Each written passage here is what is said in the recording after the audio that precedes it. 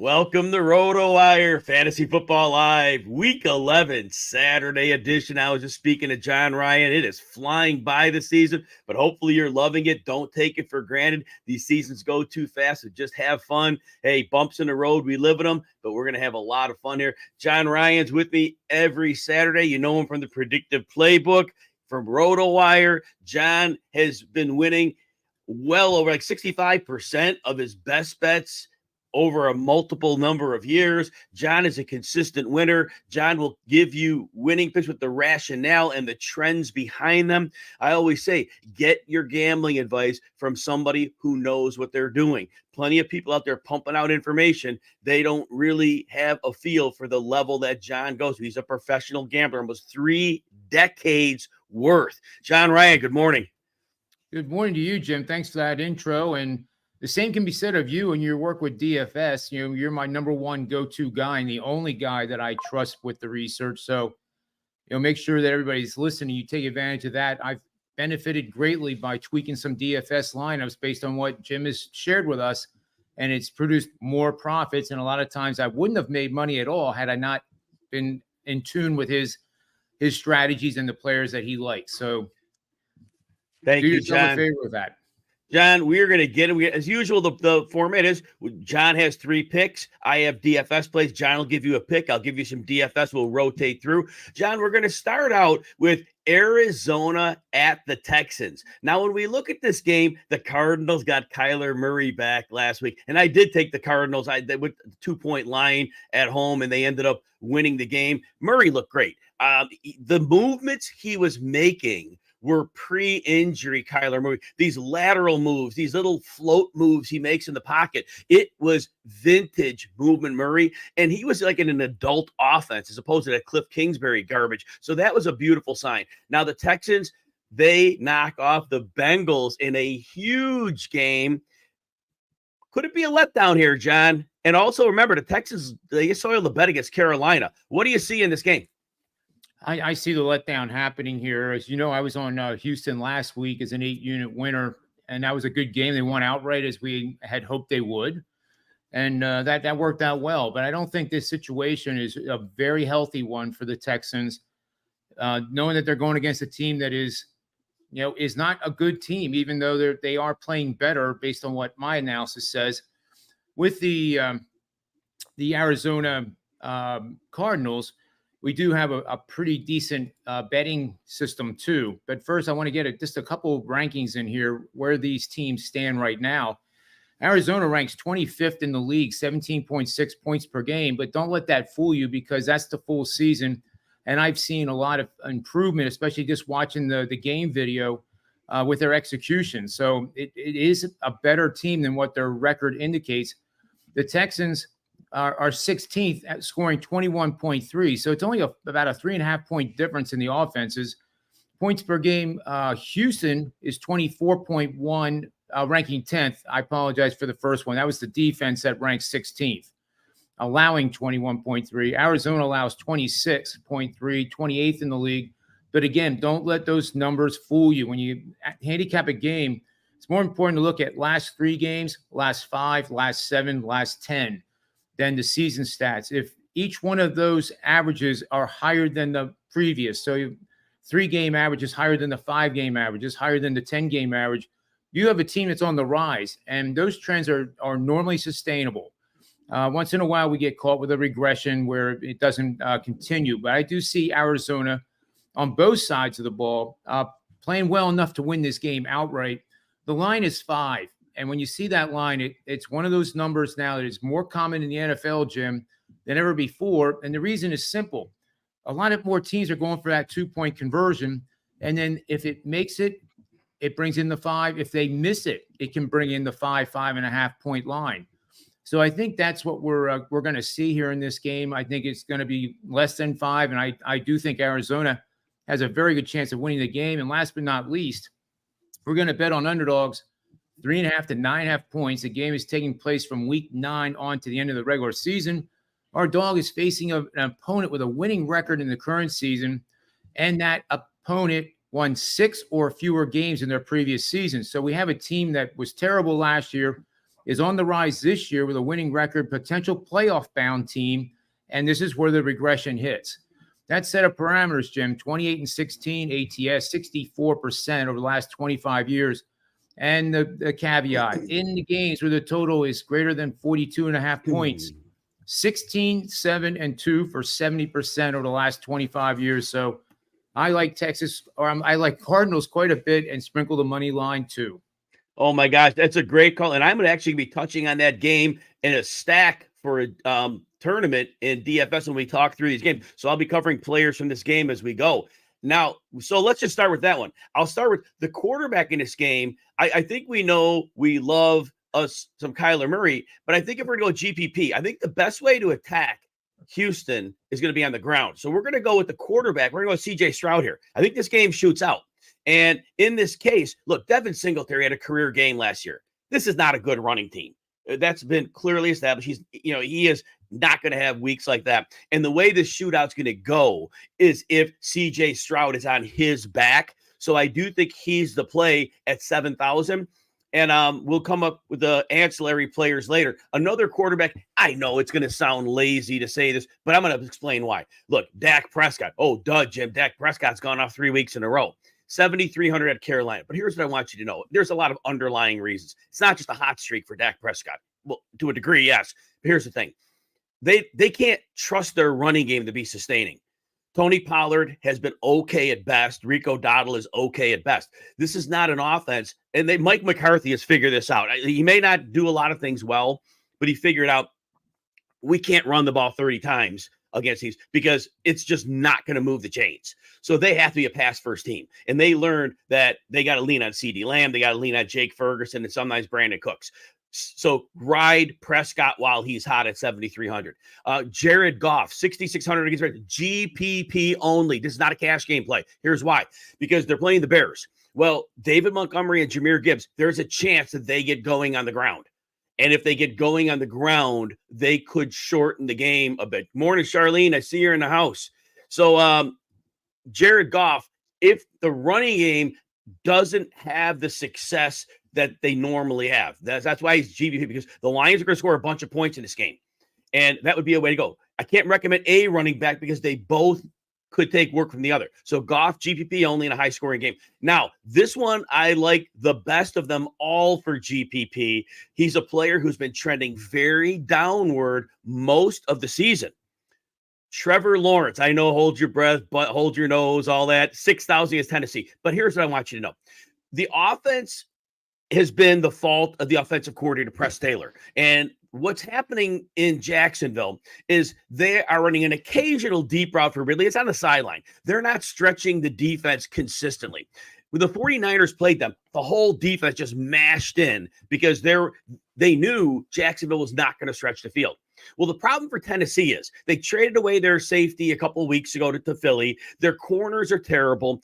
The advantages the receivers have are drastic. The run game, ETN puts up fantasy numbers. But here's the thing.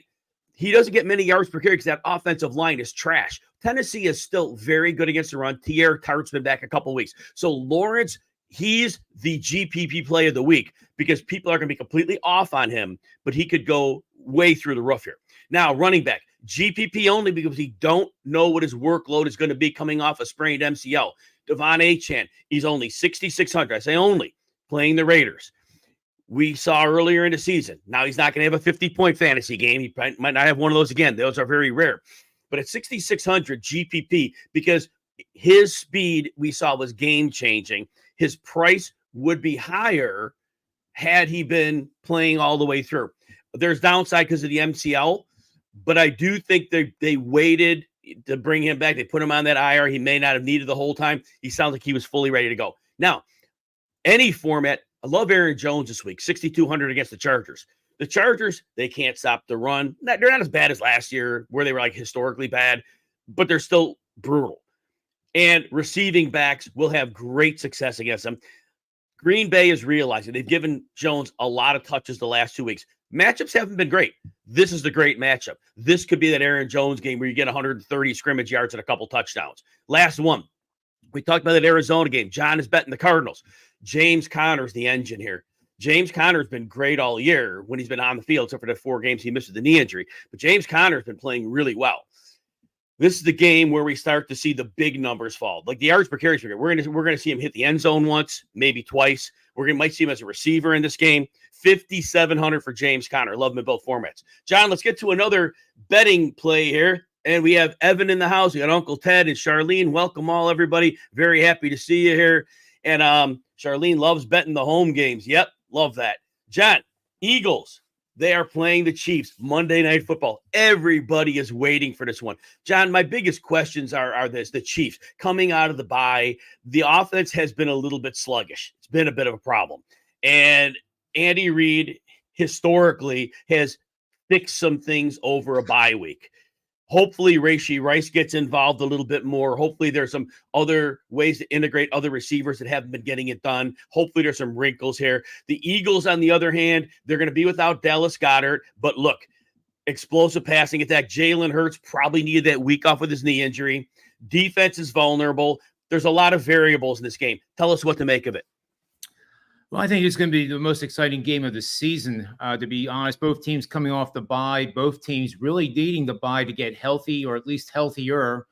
As you mentioned, Dallas Goedert is not in the lineup on Monday night, but the Eagles have plenty of weapons. They have A.J. Brown, who's second in the league with over 1,000 receiving yards already.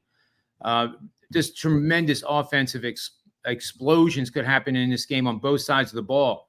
What I learned this week, Jim, is pretty interesting is opponents, when they play the Eagles, run the ball the fewest times of any opponent that they face. It's either the fewest or the second fewest. So what I think game planning is going on here is that the ground attack is basically written off because they can't run the ball consistently against that Eagles defensive front. Now, the Eagles do have some issues in the back end of that secondary, but again, they've had 14 days to get this completely fixed, and they're going to be better in the back end. So I do think that this is a matchup that if Kansas City wants to come out and dink and dunk, so to speak, and give Kelsey 15 receptions, it may happen, but that is not the recipe to beat the Eagles here, because time of possession, the Eagles can win that battle. They have a high percentage of winning the game outright. So I think that's what you have to watch is the long scoring drives that the Eagles have been able to put together this year have been just absolutely outstanding. Now, there is a few stats here, too, that really support the Eagles. We're going to bet on a team that is facing an opponent, bet on a winning record team, first and foremost, that is facing a team that has won at least 75% of their games, which Kansas City has. They're both 1-2 in the NFL in record percentage. And that team has gone under the total by 42 or more points in total over their last 5 games. So offensively, they're not meeting the expectations that the market has put with their pricing. They're not going over their team total, but their defense is keeping the opponent under their team total. So in that situation, we have some regression, obviously, playing against those type of teams. That has gone 39-13 since 1989. Oh, man. 75% record. So that is the reason I'm on the Eagles first and foremost. And again, a pivot point in the NFL is 28 points. If the Eagles get to 28 points on the scoreboard, they have a above 85% against the spread record when they have done that. So I do think the Eagles are the best bet here, and that's who I'm going with Monday night. When I look at this game, you mentioned the running game and the Chiefs, that is still the way you attack them. The pass defense has been very good. Their corner Snead and McDuffie playing at a high level. They use a lot of varied coverages, make it tough. Certainly the Eagles are going to get theirs, but the Eagles may really want to lean into DeAndre Swift. He hasn't had that big yardage game in about 5 or 6 weeks, maybe even 7 at this point, but this is a game where they could really ride him and he could get those second level runs. And I do like the over on Swift's yardage prop. I also like the over on Rashee Rice's receiving yard prop. I'm not touching the A.J. Brown one just because I'm nervous that the yardage is so high. But like you said, he's always an explosive weapon. But John, you're going with the Eagles +3 in the game of the year, Monday Night Football over the Chiefs. Like I tell everybody, John gives you the NFL part of it, like the nuts and bolts, but he gives you the trends too. We learn how to gamble from John. We learn why the trends and the mesh point of the actual NFL all tie together. And that's what John's doing here. He's giving you consistent winners, but he's also teaching you to be a smarter NFL gambler. All right, let's get to some my last DFS picks of the week. Wide receiver. So look, if we said earlier, we're going to keep riding the Dak Prescott train, well, then you got to ride that train with CD Lamb, 9,200 at Carolina. And I know it's a ton of money. And look, I know he's not going to average 175 yards a game like he has the last couple of weeks. But at this point, Dallas, I think, has figured out, like I said with Dak, he is unstoppable. They could line him up outside. They could line him up in the slot. Carolina does not have anybody with any remote ability to cover him. I cannot see Dak Prescott going away from CD Lamb at this point. At some point, the joyride will slow down. I don't think it's this week. And I know it's a road game. Dallas has been hammering bad opponents all year, and they don't get much worse than Carolina. They don't have many answers. The pass rush with Brian Burns, it's a good pass rush. It's not getting through that offensive line with any consistency. Now, this is GPP only, and it based on his playing status. So this one, it's a very risky play. If Tyler Lockett is cleared to play, and again, there's a late afternoon game Sunday, it might be a pivot play. So if you're playing an early slate and your DFS isn't going the way it wants and you have to get some pop, if Lockett is active, he'll have very low ownership because he's missed practice time this week. He's 6,500 against the Rams. The Rams pass rush has been okay. Now, Seattle's getting a tackle back this week, which is huge. But the thing is, Tyler Lockett has the ability against this particular Rams defense to get downfield. The safety play is not one that I respect against the downfield pass, and I think Lockett is going to have that opportunity when the coverage is getting slanted a little more DK Metcalf. Now, again, you got to make sure A, he's active, and B, it's like a late game pivot. But I wanted to throw it's a weird strategy, but I'll throw that out there. Now, if you're going in that Arizona-Houston game, and if you go with CJ Stroud as your quarterback, remember, we're going with Connor as the running back from Arizona. I want to go with Tank Dell at 5,900 against Arizona. We know the story on him. And I say he has to be a GPP play because Nico Collins is back.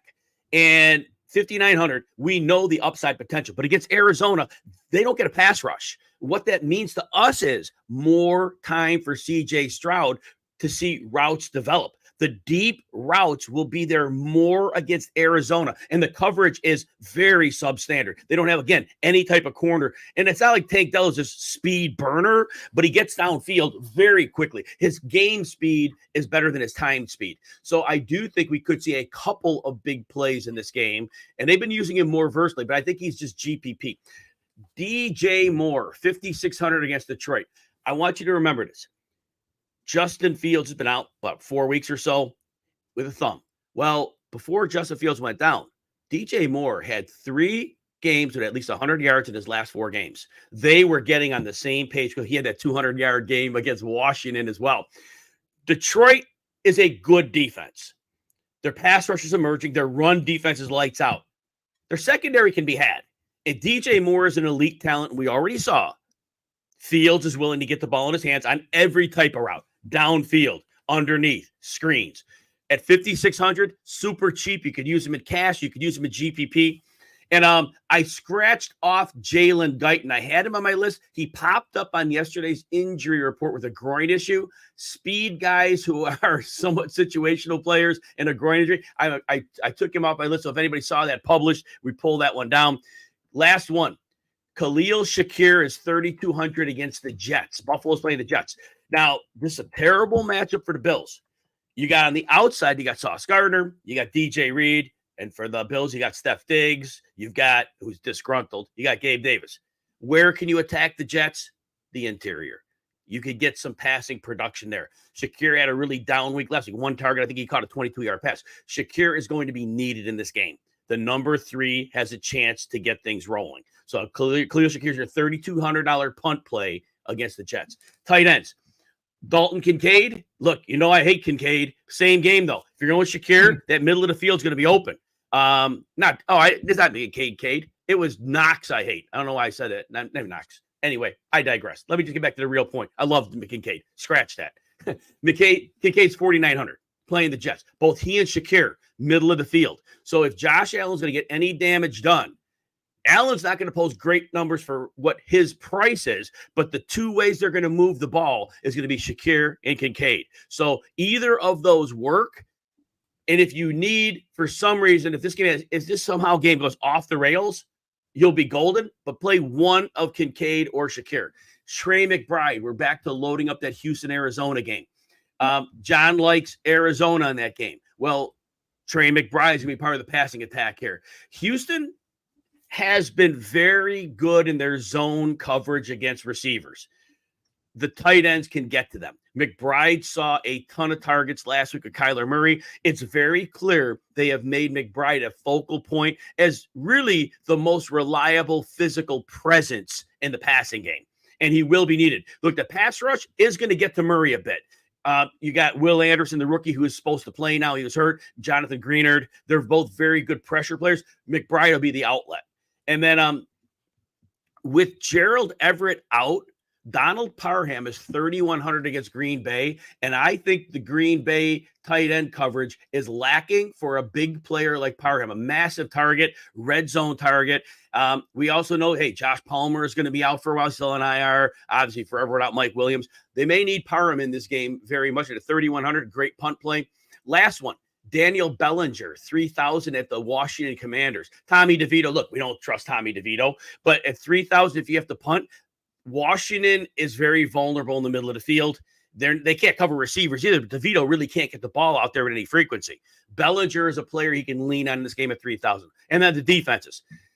I'm just going to say go with the Dolphins. If you're going to spend up a little bit, Dolphins 3,200 against the Raiders. The Raiders have been playing very well under a new coach, Pierce. But what I'm seeing here is this.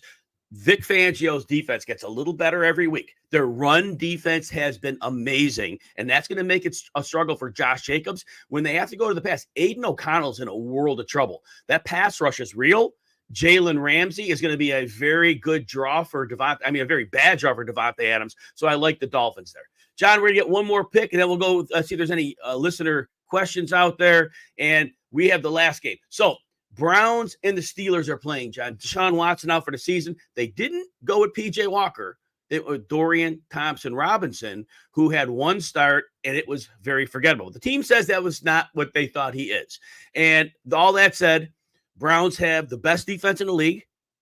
Steelers on the other side of the ball, they're 6-3. They get outgained every week. Don't quite know how they're doing it. Don't know if there's voodoo dolls or I don't know what's going on here. But the Steelers, Kenny Pickett's in trouble against his defense. And the running game's gotten a little better, but it's not a world beater. What are you thinking in this game? Well, the one thing that's pretty shocking is the total is 32.5 points, yes, and the Browns are still favored. So a long time ago, before the season even started, the Circa opened this with Cleveland at -1.5. That was before week one action. And the fact that it's at -1 now with Deshaun Watson not even in the lineup is showing you how strong this Cleveland team is and how much better they are than what we thought they were preseason, because they are missing some key parts of that lineup that was expected to be playing for the year. So Pittsburgh, as you said, the voodoo dolls, I like to call it smoke and mirrors. I love Mike Tomlin as a coach. I think he is vastly underrated and doesn't get the kudos that he deserves. He deserves to be considered up in the same light as Bill Belichick in terms of a coach and manager of personnel and really a teacher to these young guys on how to conduct themselves both on and off the field. It's a lot more than just winning rings too, in the NFL, in my opinion, to be a coach. You're a lot of responsibility is not just winning games or making us happy when we win our bets. It's taking care of the responsibilities of the younger men on that squad. So I think he's one of the best and one of the best ever. However, even the best, like Bill Belichick, is going through, the most hellish season he could have ever imagined. All kinds of rumors about his demise, and he's going to be going to, one of 14 different teams, possibly. Week to week, it's just got to be mind-blowing for the rumor mill when you read about that and you're a Patriot. It's just crazy. But in this game, Cleveland, I think, is the team that can win this game. And if they do, they're going to take a stranglehold on this. As you mentioned, Pittsburgh is winning games that they shouldn't win.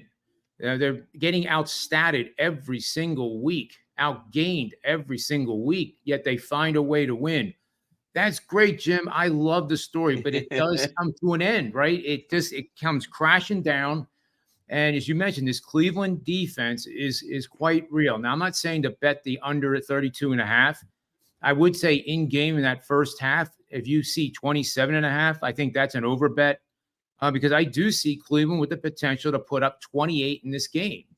So keep that in mind too. The over bet would be a great bet at 32.5 if you knew that there was a 95% chance that Cleveland was going to score 28, but we don't know that. It's just what the models are saying, that there is a potential for Cleveland to score that many.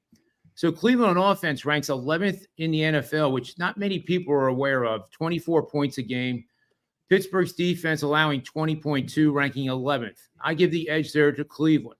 I also give the edge when Pittsburgh has the ball by the width of the Grand Canyon times 10. It's light years difference. Cleveland's allowing 18.9 points per game. They're number one in the NFL, allowing 243 yards per game, and number one in third down percentage allowed at 26%. Where does the Pittsburgh offense rank in third down conversions? 22nd, converting only 36%. So the game, when it gets to be third down, Pittsburgh's going to struggle to move those chains, and that's going to bring out a lot of punts. And Cleveland could dominate just with the field position, having the ball, averaging it, their own 40-yard line, for example. And if that happens, then the 28 points projected for them to score does go up in terms of percentage that it's going to happen. So I hope that all made sense.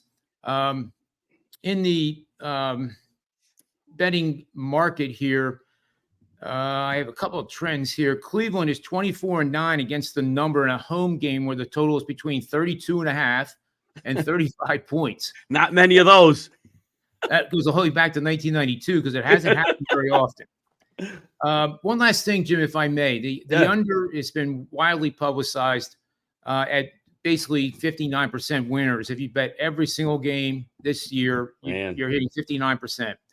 Primetime games, you saw that we were on the over on Thursday night. That came through. We didn't bet the over, though, because the under in primetime games was hitting 80% this season.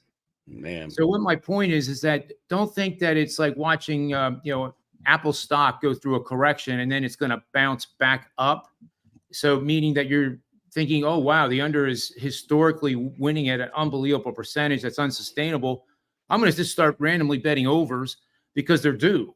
And that's the biggest mistake you can make. If there's one thing I've learned with 30 years of sports betting, nothing is due to happen. A team can lose 10 in a row to the spread. That doesn't mean they're due to win the next game against the spread. They might, but it's not because they lost 10 in a row. So I just wanted to throw that out there. Just be careful when you're betting the overs that you're doing it based on the analysis of the game and not the season-long trend that is an anomaly to begin with. Last point, Jim, and then I'll be quiet.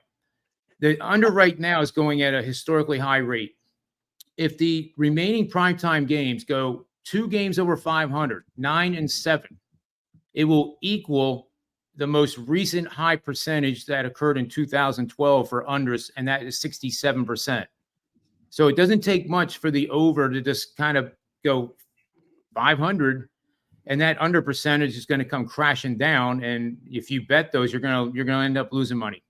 It's funny you mentioned 2012, John, because when I was doing my research on the NFL offenses being down this year, this was the worst offensive season since 2012. It was very similar to that season, and things changed a lot after that. What a turn of events. Nobody saw this coming. And those people that got burned in fantasy this year, a lot of it is because nobody saw this coming. We were not turning back the dial 11 years, but we have. All right, let's get a couple comments here from the chat, and then we'll find out where John can get his work and all that. So, let's see. Charlene saying there's a lot of naysayers about Trevor Lawrence. He'll surprise a lot of people this week, and their DST is not bad. Yes, their DST is a good play against Tennessee. Will Levis, there's film out on him now. And Derrick Henry, just week to week, not getting it done to the level he did before. Very unfortunate, very sad, but very real. So they are a live play. And Lawrence's struggles, honestly, they are not his fault. Press Taylor, the offensive coordinator, has been terrible. And I can't believe that Doug Peterson hasn't taken the play calling back. Uncle Ted wants to know Reed or Dobbs. I assume you mean Jalen Reed, same team, both guys. So Dobbs finds the end zone a little bit more. They're both low volume target guys. Even Wicks is getting 4 targets a game now. Dobbs is always a little more likely to score a touchdown. And against the Chargers, they both have a good matchup. I give Dobbs a slight edge. Uncle Ted, you also mentioned with George Pickens destroying the Browns in their first game. Kind of. There was a slant, a short slant. He took about 75 yards to the house. Cleveland safety missed an angle on it. My guess is they don't do that again. So it was one play, and it did happen. But now Cleveland is playing him again, and they know that's in the cards. So they might defend that differently. So I get it. And then, John, maybe you help us a little bit with this one. Charlene wants to know, what do you think about the Rams-Seahawks game? Oh, Rams-Seahawks. Let's take a quick look there. I know off the top of my head, not looking at the model because it's not in front of me, that the Rams are on the radar for tomorrow's action. Whether it's going to be a 5 or 8 unit play, I'm not sure yet. It's probably more likely to be a 5. I think Seattle is a little bit ahead of themselves in the market. In other words, we're getting an opportunity to sell Seattle at a high price. Rams have really fallen on tough times here recently. They look pretty decent in the first 3 or 4 games of the year, but now they are, oversold, so to speak, from a Wall Street terminology. So you're getting the Rams cheap. You're selling Seattle at a high price. And I think the fact that the Rams are favored now by 1 tells you what the market thinks. And the market thinks that the Rams will win this game. And what I see here is Matthew Stafford's back. My guess is he had an extra week with the bye. So it's really 13 days. So he had time. So he seems to be fine. And as good as the corners are in Seattle, dealing with the underneath Cooper Kupp, Puka Nacua, those are bad matchups for them. The last time they played, they isolated Puka Nacua on Bobby Wagner, the linebacker, and it was 20 targets later and a whole bunch of, maybe it was 15 targets. It was close to, I think it may have been 20 though, and he went off. Well, there was no Cooper Kupp in that game. So I think the personnel for the Rams matches up really well, but I think the Seahawks in the rematch will find they were surprised that the Rams were better on defense, and I think both teams are going to score points. But like John said, the Rams seem to have a little bit of the edge here, but I think there's going to be some points in this game. Surprisingly, in the rematches, we often see it go down. I just think the mismatches are going to be able to be in the offense's favor. Quincy wants to know Dalton Schultz or Dalton Schultz or Dalton Kincaid. So Schultz may not be needed as much against Arizona. Nico Collins will have room to operate. Tank Dell will have room to operate. So I don't think they have to lean heavily on him. Kincaid is going to be needed much more against the Jets with their outside corners, really probably slowing down the Bills' outside players. So I would give Kincaid the brief edge here. And then Quincy also wants to know if we start Singletary over Pacheco. So the Philly run defense has been lights out, and Pacheco's vision is not great. He has to have like an open lane. There might not be open lanes here. Singletary's never going to have that game he had last week, but the matchup is still very good. I give Singletary a slight edge over him. And then finally, last thing we'll say, Charlene says, thinks David Montgomery will go off this week, revenge game for him. And I hope so as well.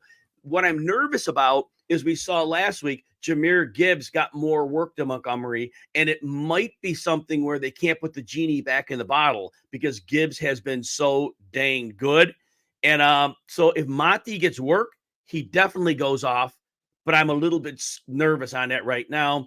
And then last question, we got Brian Upton in the house, Kmet or Ferguson? And oh yeah, thank you for hitting the like and subscribe button. Brian always reminds us that. So both are great plays here. Ferguson is, look, the Cowboys are going to score a lot of points here. So I think Ferguson probably has a safer floor. Kmet always does well, for the most part, when Fields is in. And I do think that he's done well against the Lions too. So I think Kmet is a boom bust play. He has 2 touchdown upside, but he also could disappear at points in time. Ferguson should have a higher floor with a reasonable upside. Ferguson safer. Komet is your risky volatile play. John Ryan, tell everybody where they can find you and your work. Well, you can find me at thepredictiveplaybook.com and, of course, on RotoWire.com. I do college football articles and NFL as well. And I have 2 free picks with highly profitable betting systems on the Predictive Playbook YouTube channel. That's pretty easy to find, so check that out as well. And that's about it. So for this show, Sunday, the start sit stream, 11 a.m. Eastern, wherever you're watching right now, that's where the show will be. Catch us then for that. Also, there'll be a special show on Tuesday at 2 Eastern, previewing all the Thanksgiving Day games because we know those are a huge hit. For John Ryan, I am Jim Coventry. Good luck in Week 11, and we'll talk to everybody soon.